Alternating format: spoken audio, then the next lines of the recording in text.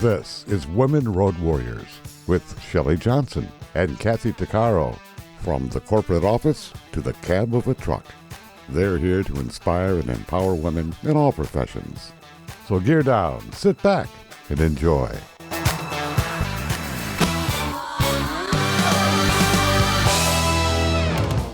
Welcome. We're an award-winning show dedicated to empowering women in every profession through inspiring stories and expert insights. No topics off limits on our show. We power women on the road to success with expert and celebrity interviews and information you need. I'm Shelley. And this is Kathy. Break barriers, reinvent your path, and redefine what's possible. Those are just some of the mantras Gemma Bulos lives by.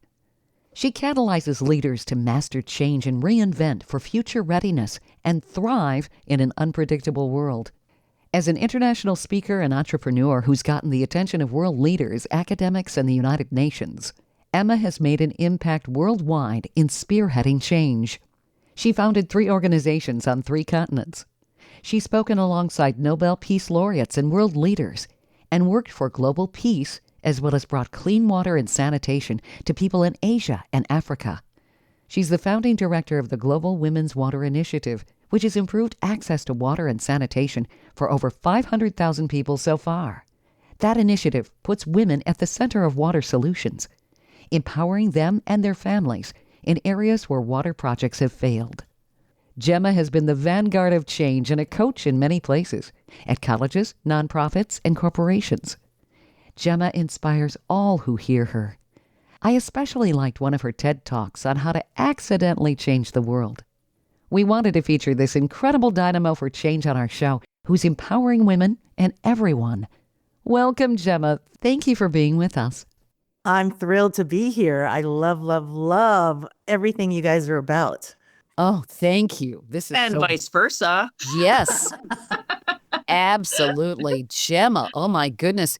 Your insight and what you're doing is incredible. Your story is one that's really amazing, too. Your road to success has taken so many wonderful detours, and it all began with a song that had the metaphor of water in it. Water plays a powerful role in your story. Could you tell our listeners how all this evolved? I think it's really kismet. Did you envision the path you've taken and the impact you've made? You're a true woman road warrior for change. Amazing. Well, thank you. Yeah, the story, it definitely, to me, still feels like an accidental path. I was a preschool teacher and a professional jazz singer in New York City. And on Tuesday, September 11th, I was supposed to be in the World Trade Center going to teach my preschool class when the first plane hit. And I called in sick. It was a very selfish thing because I just didn't want to go to work. I wasn't sick. And so, of course, that day changed my life, everybody in New York, everybody around the world. And what I usually do after something tragic happens, I usually try and find something that is going to help me with my healing. And as a singer-songwriter, it was obvious for me to write a song. And when I wrote this song, it just sort of poured out of me. It wasn't my normal songwriting process. It just felt like I heard the song, I heard the chorus, I heard the choir, I heard the bass and the drums and all that stuff, and it just poured out. It wrote itself, and it was in a meditation that I was able to get that song. And also when the song came through, I also was inspired to build a 1,000,000-voice choir around the world to sing it because it was this really rousing anthem. It's called We Rise, and it's all about people coming together and rising from tragedy. And so what I ended up doing, I left my life, gave away all my belongings, left my rent control apartment in New York City. Ooh, I took my, yeah. yes, I was serious, right? Yeah. And so I took my backpack and my guitar, and I started traveling around the world with what little money I had to invite people to be part of this global peace movement. And the invitation was to for them to see themselves as this powerful drop of water, the metaphor was it takes a single drop of water to start a wave. And so what I asked them to do was see themselves as this powerful drop of water, that every thought, that every word, their every action ripples out, and it does impact everyone and everything around them. And so to use their power for good. And so that message, because of the water metaphor, all of a sudden people started to think of me as this woman singing for water, and I became known as the water lady. And one of the places, I know, right? And one of the places I got invited to sing was the United Nations Water for Life Conference. And from there, I was here with this sort of, I mean, I don't mean to be offensive at all to hippy dippies, but I had this hippy dippy message of, oh, we're all powerful drops of water and we can all change the world. And meanwhile, all these experts are talking about the global water crisis and how, you know, over 1 billion people didn't have access to water, 3 to 5 million people dying of water-related disease every year. And then the worst part and the hardest part for me to sort of absorb, aside from those other really tragic numbers, was that the lack of water and sanitation disproportionately affected women. And because women are the caretakers of their families, they're the ones doing all the water-related chores. So their relationship to water is deep. And the kinds of challenges they have is they have to walk far distances to get water, sometimes up to 8 hours a day. When they are fetching water and bringing them back home, they've got these 42-pound jerry cans that they're carrying along with the dishes they just washed and the clothes they just washed and their kids. So it's crazy how badly it affects women, especially because they are the water bearers, because they carry the burden of water on their heads and their shoulders and their backs, because girls get pulled into that as well. Girls will drop out by 8th grade oftentimes because there are no water and sanitation facilities when they get their periods. So drop out of school, you mean? Drop out of school, yeah. And so 1 out of 10 at the time, it was 1 out of 1 out of 10 girls dropped out of school because there were no water and sanitation facilities. They couldn't take care of themselves when they had their periods. So they'd either lose a week or they'd completely drop out. And so many of the women that we worked with didn't have an education over 8th grade. So I want to sort of pull us back to all these things that I learned about the water crisis. And I realized that my metaphor turned into my cause. All of a sudden, this metaphor of it takes a single drop of water to start a wave became that's what I wanted to do. I just realized, gosh, there's so much that can happen in a community, to a family, to a girl, when water and sanitation is available. So many more opportunities. It can improve the economy. It can improve health. It can improve education for girls. I mean, it can reduce the risk of violent attacks. I mean, there's so many things that if you just had water, all of these things can be not completely resolved, but they definitely be mitigated and reduced. And so after I learned that, I continued to travel around the world. There was a day that we invited people to sing "We Rise" from all over the planet. That was the name of the song. And it was September 21st, 2004. We just celebrated the 20th anniversary of it. It was unprecedented, this movement, unprecedented. No one had ever done it before. There was no Facebook, no Twitter, no Instagram, no TikTok, nothing. There was no social media to bring people together. It was just email, and it still wasn't sort of widespread. But what I did was I invited people who used to come to my shows. I used to perform across the nation, and I just asked my fans, look, if I'm doing this, I'm inviting people to sing this song. If this feels any resonant to you, just send it out and ask people to do it. By the time September 21st came around, we had people singing from all over the globe on every hour of the day. Wow. And Wow. over 100 cities in 60 countries sang. Jane Goodall introduced it, joined us. Pete Seeger. Amazing. Yeah, it was. We had, I sang it with Pete Seeger invited me to his house, and he made me homemade soup and bread. And he told me that he sang "We Rise" every morning when he walked up the side of his mountain.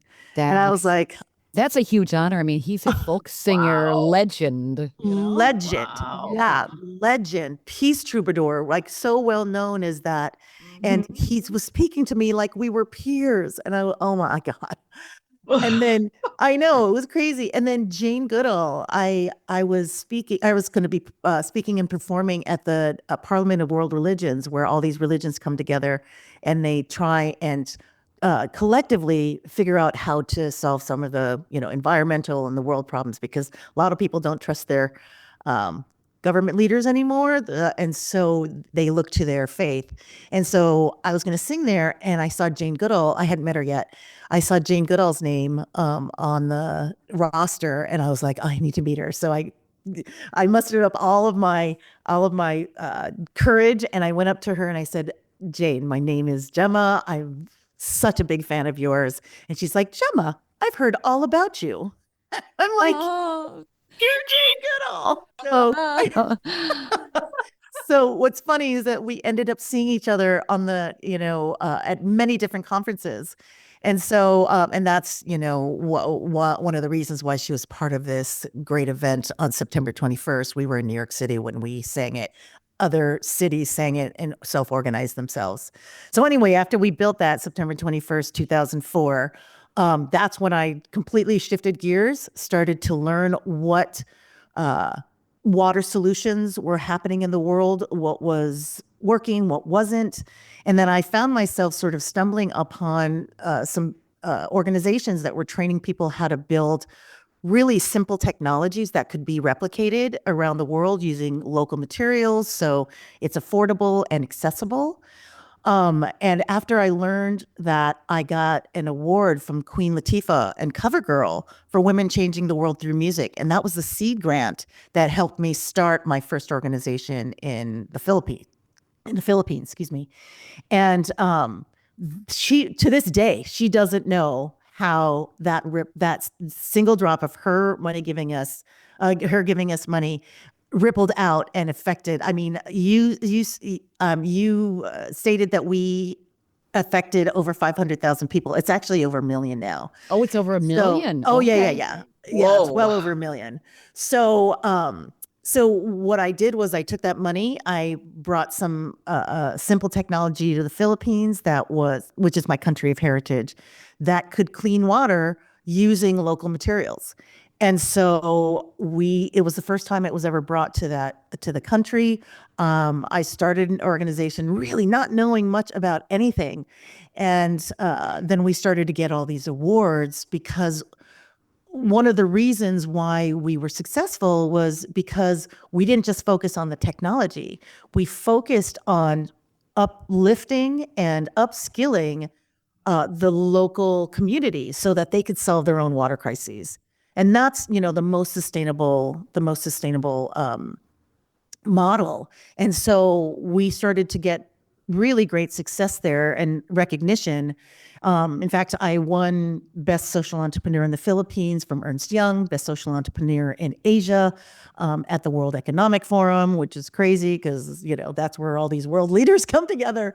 And it was just this whirlwind, again, totally accidental life. I've had these, I went from being a preschool teacher to building a global peace movement, and now bringing clean water and sanitation to. Oh my goodness. I know, it's bananas. And so finally, after we started the organization in the Philippines, we were invited by the Nobel Peace Laureate, Professor Wangari Maathai. She was the first African woman to ever win the Nobel Peace Prize, and she was the first. This is the most significant. She was the first person who was recognized for linking peace with environment. She was the one who planted 1 million trees in Kenya. And so we spoke with her.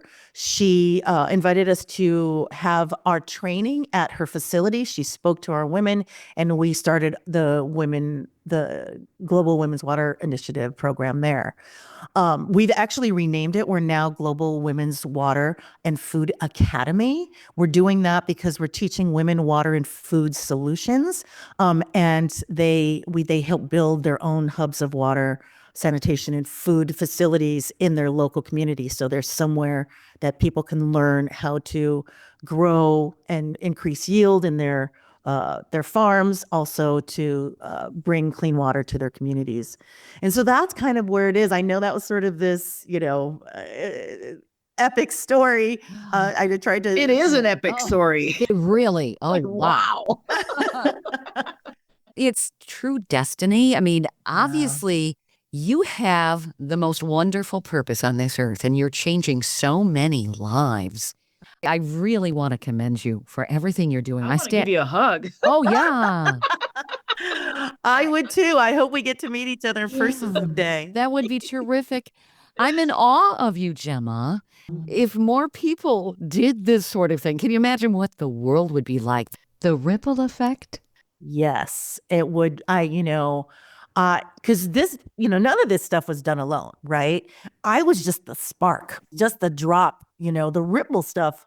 It requires, all the other drops of water to join you, right? And so this is a movement. It's not, the part that I think is really what we're doing, it's aside from bringing clean water and sanitation, the movement is about ensuring that women who are the most affected by water and sanitation are part of the solution.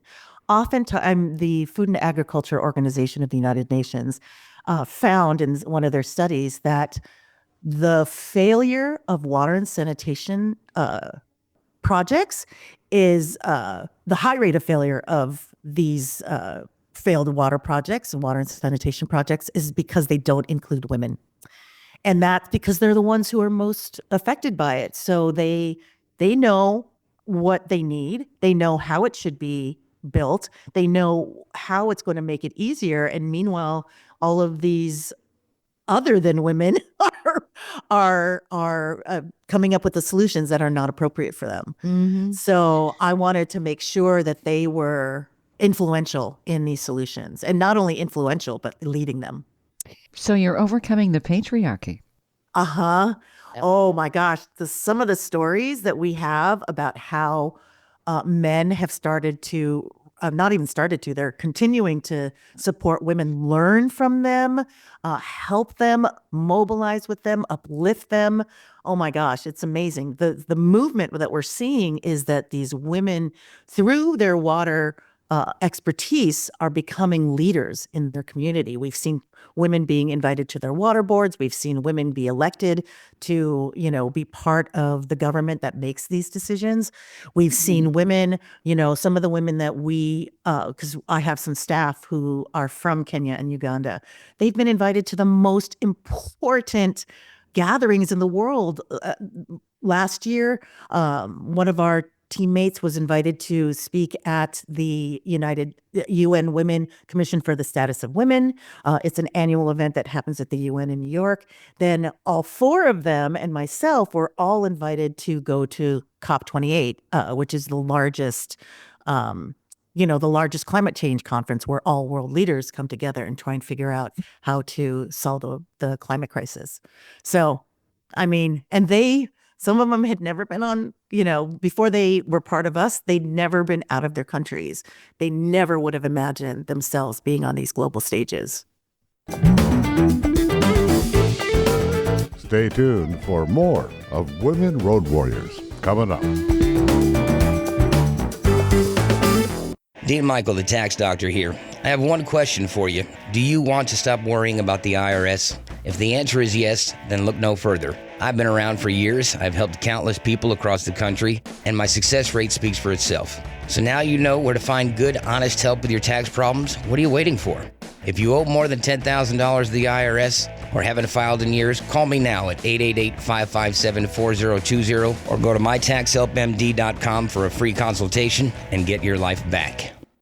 Industry movement Trucking Moves America Forward is telling the story of the industry.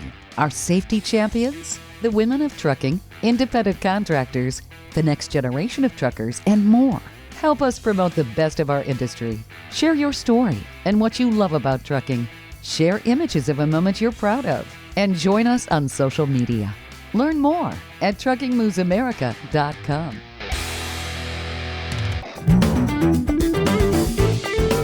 Welcome back to Women Road Warriors with Shelley Johnson and Kathy Tuccaro. If you're enjoying this informative episode of Women Road Warriors, I wanted to mention Kathy and I explore all kinds of topics that will power you on the road to success. We feature a lot of expert interviews. Plus, we feature celebrities and women who've been trailblazers. Please check out our podcast at womenroadwarriors.com and click on our episodes page. We're also available wherever you listen to podcasts, on all the major podcast channels like Spotify, Apple, YouTube, Amazon Music, Audible, you name it. Check us out and bookmark our podcast. Also, don't forget to follow us on social media. We're on Twitter, Facebook, Instagram, Pinterest, LinkedIn, YouTube, and other sites. And tell others about us. We want to help as many women as possible. The song We Rise by Gemma Bulos, which has a metaphor of water that said it takes a single drop of water to start a wave, changed everything for Gemma. That metaphor became her purpose without her even realizing it. She became known as the Water Lady and was invited to the United Nations Water for Life conference. That one song changed the course of her history as well as that of many people around the world. She built a million-voice choir singing that song 24 hours a day and a global peace movement that was intoxicating. The song and its message even inspired folk legend and peace troubadour Pete Seeger, who sang the song every day. A grant from Queen Latifah and CoverGirl for Women Changing the World Through Music was the seed money that Gemma needed to help stop the global water crisis and motivate people for change. She's spoken alongside Nobel Peace Laureates and world leaders and worked for global peace as well as bringing clean water and sanitation projects to people in Asia and Africa. She's the founding director of the Global Women's Water Initiative, now known as Global Women's Water and Food Academy, which has improved access to water and sanitation and food for over 1 million people. It makes women the center of the solution. It's empowered women who are the primary caretakers and carriers of water, which is a laborious process that takes hours, by uplifting and upskilling the community to solve their own water crisis. This has liberated women. Gemma's work ensures that women who are the most affected by water and sanitation are part of the solution and become masters of their own destiny. With Gemma's work, women are empowered, and so are their families. The women, through their water expertise, are also becoming leaders in their communities and speaking on the global stage. Gemma's ripple effect has truly been miraculous. Gemma, you've created a tidal wave of empowerment for women. You really have. It's more than a ripple. It's amazing what these women have done. Gemma, I was homeless for a week, and during that week is back in 2011. That's when I realized the importance of water or the lack of it, because these homeless people businesses don't want to give them water because then, you get a whole collection. It's a thing, right? It's very hard to get water. So once I got my job, I started Operation Hydration, and it is shocking to see in every city that I go to on the hottest days of the year. I load up whatever vehicle or whatever rental vehicle I have with ice cold water and coolers and just tons, and I go around the alleys and I put a big sticker, like free water. The lineups of people that are racing for water, it is unbelievable to me. And here's the interesting thing is that when I look at the difference between the women and the men coming for the water, you can see that the women are almost creating, they're thinking ahead. Okay, well, I need this for that and this for that. And so they're filling up their containers, their cups, they're going to find dishes. They are asking me if they could keep my cooler when I'm done. It's really interesting to see. And I mean, what I'm doing is just very small in grand scheme of things, but I make sure that I do it in every single city that I go to. And I try and hope that other people will continue with what I do. So yeah, I see the need, and thank you for everything that you do. Oh my gosh, that's absolutely wonderful. Because I mean, we can turn on the tap and turn it off when we Yep. want, right? We don't think about it. We don't think about it at all. The amount of water that is used to flush a toilet is sometimes more water than people have around the world just to flush a toilet. Imagine how many times you're flushing the toilet. And, when some people who've never really known about toilets that flush, they're like, you use clean water to flush your waste, and they're barely getting enough water just to drink. So yeah, it's astounding. And and I don't think people see really the depth and how many tentacles the water touches, I mean, one of the statistics that really, really disturbs me was that when women and girls have to walk distances to fetch water, it's not a road. They're going to have easy, ways to walk it. It's this rugged road. Sometimes it's uphill, sometimes it's downhill. But in doing that, they're at risk for violent attacks and even rape. Right. Yeah. I mean, some girls in schools, there are high rates of pregnancies because when they are the ones who have to fetch the water in the schools, there are incidences of them getting pregnant. Predators. Oh, Yeah. being attacked. yeah. It's terrible. It's awful. I mean, and you would not connect those two. You wouldn't No. think, oh, they don't have water, and oops, there's some sexual predators out there attacking our young girls and women, right? And water has become a political issue and a power issue. I've heard the term water is the new oil. Mm-hmm. And you have organizations trying to take control of it too. Yeah. Potable water is scarce across the world. People don't think about that. And it's a power struggle. And if you deny people water, they can't be empowered. It's terrible. It's very terrible.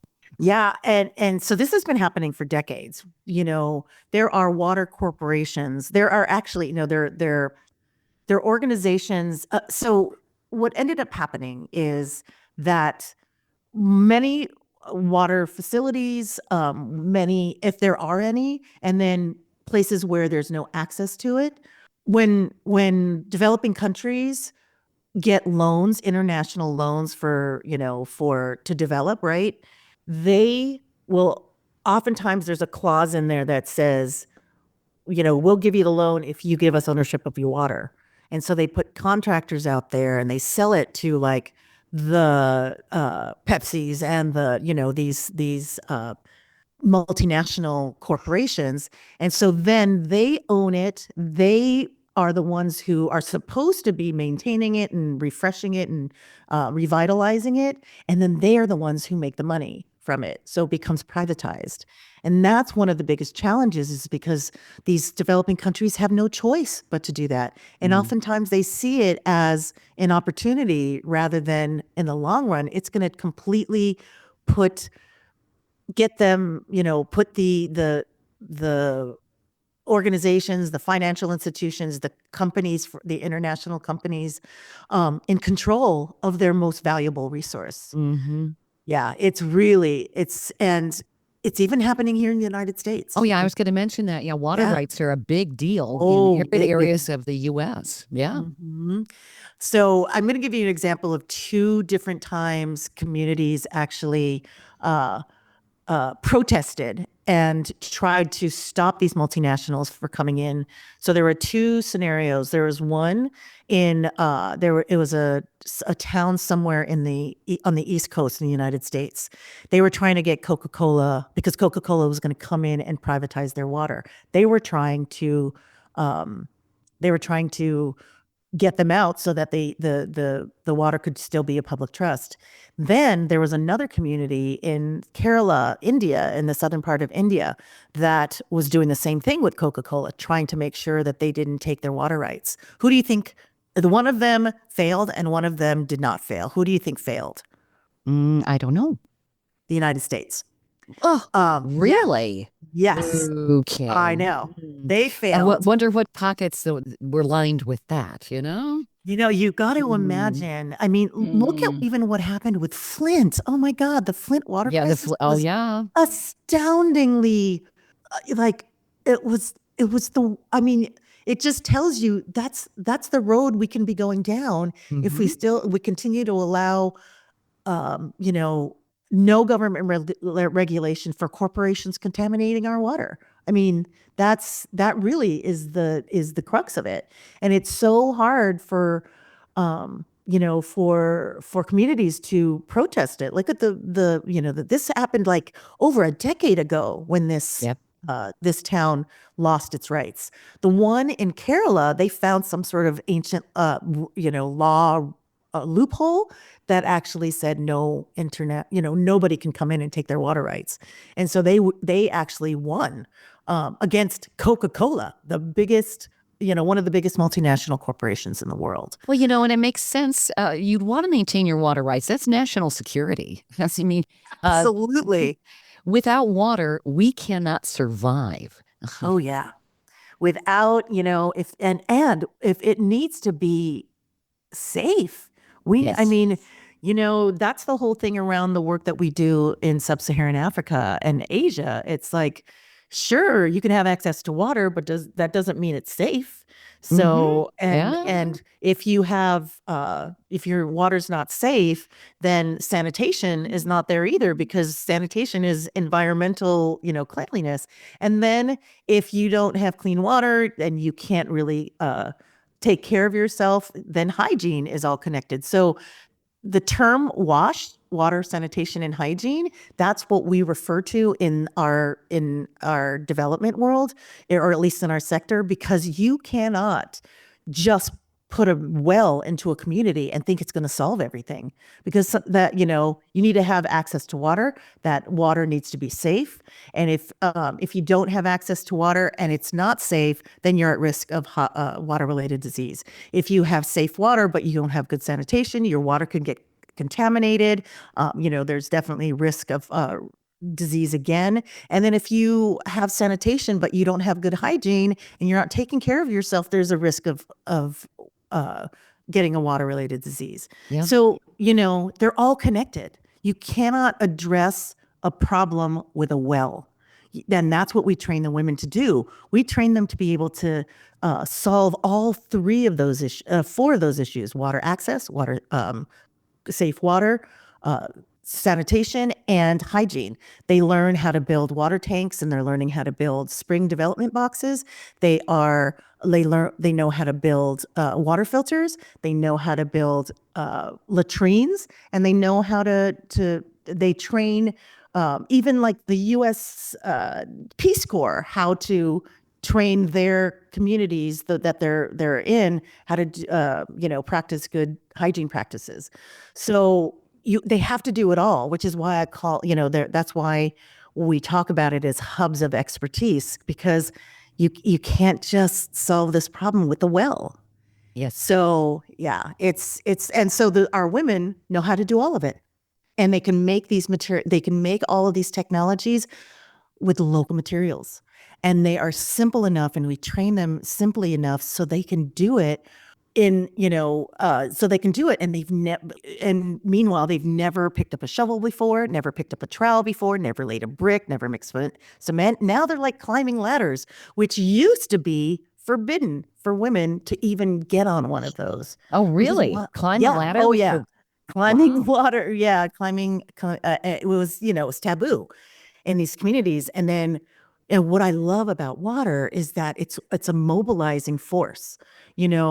You can, the thing is, when you bring clean water, there's total agreement amongst the entire community. Yeah, we need it. So it doesn't matter who's bringing it, but we need it. And so when these women are leading these projects, it's so amazing, like I said, to see some of these, men support them in the entire community. Can I tell you a story about one of the things, and this is not about water, but this is about hygiene. Oh, sure. But it's Right? Please. Okay. So there was a community that we were working in Kenya, a very small village. And our women were building a rainwater harvesting system and a tank on this preschool. And that's usually a good time when something big is happening in the community to be able to invite them to gather. And so the invitation from our facilitators, from one of my staff members, was, if you want to improve your community, come to this meeting. And so what they did was, that went out to the preschool students, that went out to the families, and then people who showed up, the first thing they saw were women climbing ladders and building a tank. And so already their minds going, what's going on? What are we doing here? They get into this room. There's probably about 50 of them. And, my colleague, she moves them through, facilitates them through this process where she asks them, if God were to give you the choice, you could only have one child, what would it be? A man, a girl, or a boy?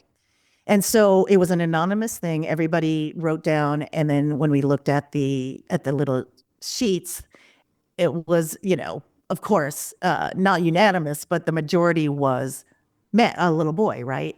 And so she then led them through a process of, okay, let's look at what men do, and then let's look at what women do. And say they listed the men's first. It was, it was a good list. But when they listed all the things that women do, it was like 3 times as long, right? And so the revelation that this community had, was like, oh my goodness, what we need, and look at what women are doing. What we need to do to improve our communities is to empower our women. That's what they came out with. We didn't say, hey, you guys need to do this, right? This is what they came out with after going through this process. So what did they do after that? What is preventing them from doing this work, being uplifted and productive? And then they realized part of it was women and girls having their periods, because there were a lot of superstitions around it. There were, there was no access to the right materials for women to deal with it. They'd have to stay home, and the girls would have to stay home. And so what they realize is that's the thing they have to solve in order for them to start supporting women. And so what did they do after that? In that same session, they started making reusable menstrual pads. And because we were definitely leading them that way, but that we wanted them to come to it on their own. Mm-hmm. And I think what was the most stunning act of love that I've ever seen were these men sewing these reusable menstrual pads for their wives and daughters. Wow. Yeah. Wow. Yeah. Yeah. We called the project, we put the men in menstruation. I love it. But you know what I love more is the fact that you called it an act of love, because that's exactly what it is. Yeah. It really is. Such a radical act of love. They really challenged themselves. It shifted their mindset completely. It did. Oh, it's huge. It's taking the stigma off of things. Yes. I want to come with you on your next project. My God. I would love to talk about that. We're probably going to be there in September. And, expect to get dirty, because we're building. Yeah. You know what I do for a living, right? I get dirty. So we're good. Yeah. Excellent. Kathy has a big sandbox. I love that. I play in the mud all the time. So I'm good. I love that. Stay tuned for more of Women Road Warriors coming up. Dean Michael, the tax doctor here. I have one question for you. Do you want to stop worrying about the IRS? If the answer is yes, then look no further. I've been around for years. I've helped countless people across the country, and my success rate speaks for itself. So now you know where to find good, honest help with your tax problems. What are you waiting for?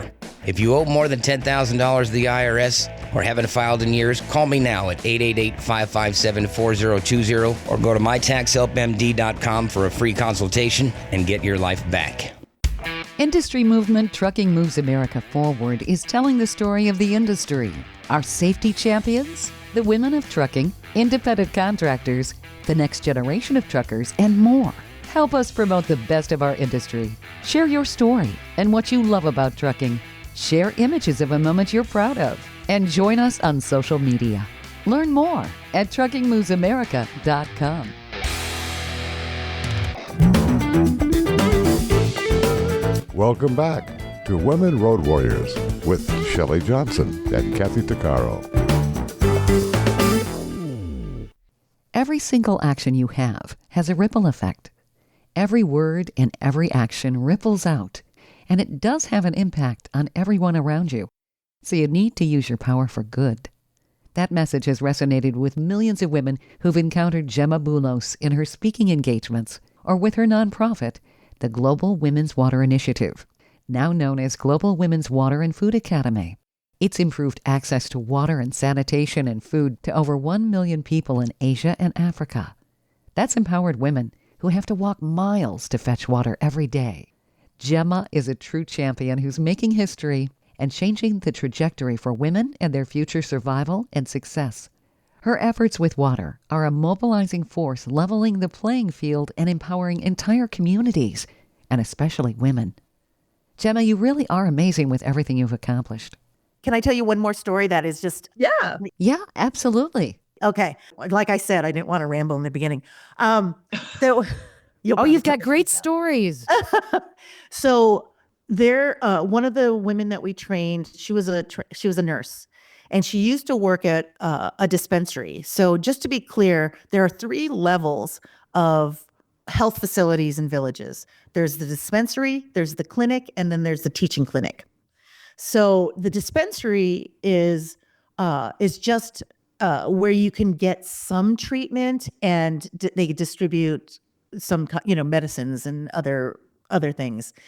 But they are only open a certain amount of time. In order for them to be promoted to a clinic, they have to have water on site 24/7, and some health facilitator needs to be living on around it. And then to be promoted to the top one, they have to be a functioning facility, and they also need to have. Oh, I'll tell this part later because it's the surprise part of this story. So she was working at a dispensary, this nurse, and she brought clean water. They built 2 water and sanitation water tanks. They built toilets, and they made water filters so that this facility had everything it needed to be able to function.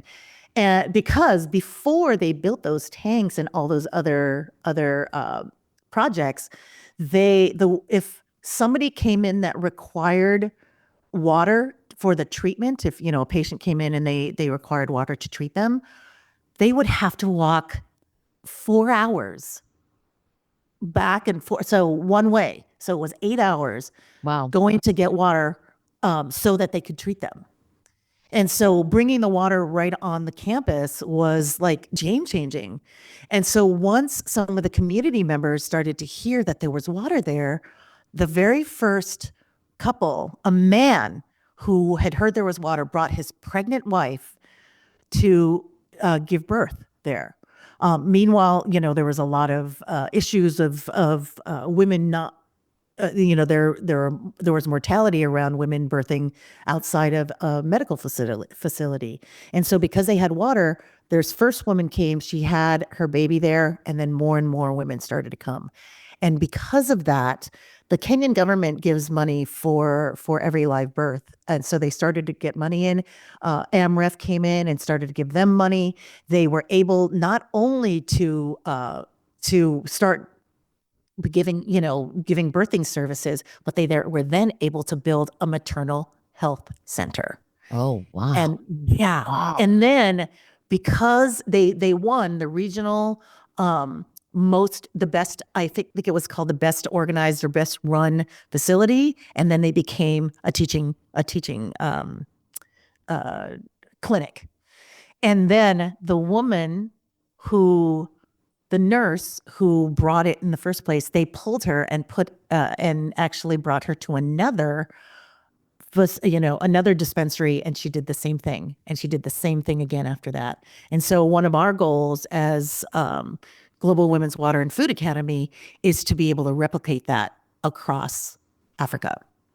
The minute you have health facilities local that can provide the best services, without having to go to a big city for, to go to a big hospital, that's when we start seeing major change in communities. How did people get involved with the Global Women's Water and Food Academy? Because I'm sure you need more and more help to keep this ripple, this tidal wave going. Yeah, the best way to get involved with Global Women's Water and Food Academy is to go to our website. Our website is Global Women's Water Food, and you can sign up for the mailing list. You can There's going to be ways for you to volunteer. There are opportunities to join us in the field. Absolutely, donations are always welcome. We train women across East Africa right now, but we are going to be expanding into different regions. So West Africa, Southern Africa, and then hopefully Asia next. So we want to be able, now that we've proven this concept, we want to be able to replicate these everywhere. Because the more women we have as solutionaries who are out there leading the charge, the more our communities will thrive and the better the economic opportunities as well as the economy in their local community. And, and then just culture change. I think one of the most exciting pieces of when women are building things on, like, that preschool, for example, or an elementary school or a local facility, right? When they're building these and they're seeing boys and girls seeing women constructing these things at their schools, they're growing up understanding that this is going to be normal, that this is normal to see women building tanks, to see women constructing things. It's going to change the culture because we're normalizing it, and the next generation is going to be like, oh yeah, women do that. Oh, I can do that too, right? We see girls saying to the women that we train, I want to be like you when I grow up, and they're understanding that they can do, that's an option for them. This is phenomenal. Can people also go to globalwomenswater.org? Because I see that that's a website as well. Yes. All those links will be pointed there. So Global Women's Water, and then Global Women's Water is the best way. Oh my goodness, Gemma, there's so many things we want to talk to you about. But you've had us captivated about water. Do you have some nuggets for women on how they can have some of your wonderful inspiration? You're phenomenal. Oh, you're sweet. One of the things that we did when we created this space for women to learn, we told them the very beginning is you're going to fail. We expect you to fail. We want you to fail. Especially, how can you not? You've never picked up a shovel. You've never picked up a trowel. You don't know anything about construction. We need you to fail here so you don't fail out there. And so metaphorically, that to me is we need to build women communities who are allowing them that space to stumble and learn and fail and be supported by it, because failure is data. Failure is where we can learn the most. If you get something right the first time, you're not going to know how it worked. When you stumble and you fail, you are dissecting it and trying to figure out what happened. And so there's way more learning there. So creating spaces for women to fail, because they can't. Look at all these men who are like crashing big companies and they get opportunities to do it again, and women can't do it. They have one chance and they're done. We probably gain more strength from our mistakes than we do our victories when you think about it. Indeed. It improves us. Well, and that's the whole process of life. A mistake is not a failure. Yeah. Oh, and and if you don't accomplish something, do it again. Try again, right? Exactly. And like I said, mistakes and failure are data. That's right. Giving you information. I love that. Gemma, before we wrap this up, you have some sort of conference coming up for World Water Day. I believe it's called Women Water Warriors. which I think is too cool. It's a lot like the title of our show. Exactly. What is that? What's that all about? Yeah, I'm going to be at the UN Women Commission on the Status of Women. It's an annual event. On March 21st, which is the day before World Water Day, we'll be hosting an online event to share information and things that we learned there and our vision of and plans and future for Global Women's Water and Food Academy. And the event is called Women Water Warriors. I love it. So we'd love for you to join us. You can just go to the website, sign up for the newsletter, and we'll let you know how to get involved. Terrific. Another reason people need to get involved. That's great. Gemma, we would love to have you back. Just to pick your brain. I love your inspiration and your whole perspective. It's terrific. You're a game changer for the world. Oh, This is terrific. God. I'm coming with you. That's it. It's official. amazing. Amazing. Like I said, prepare to get dirty. Oh, yeah. We're going to talk after this. Thank you, Gemma.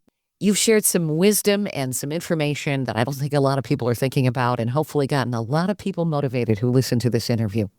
Thank you so much. It was a pleasure being here. Thank you, Gemma. We hope you've enjoyed this latest episode. And if you want to hear more episodes of Women Road Warriors or learn more about our show, be sure to check out womenroadwarriors.com. And please follow us on social media. And don't forget to subscribe to our podcast. On our website, we also have a selection of podcasts just for women. They're a series of podcasts from different podcasters. So if you're in the mood for women's podcasts, just click the Power Network tab on womenroadwarriors.com. You'll have a variety of shows to listen to anytime you want to. Podcasts made for women. Women Road Warriors is on all the major podcast channels like Apple, Spotify, Amazon, Audible, YouTube, and others. Check us out. And please follow us wherever you listen to podcasts. Thanks for listening. You've been listening to Women Road Warriors with Shelley Johnson and Kathy Tuccaro. If you want to be a guest on the show or have a topic or feedback, email us at sjohnson@womenroadwarriors.com.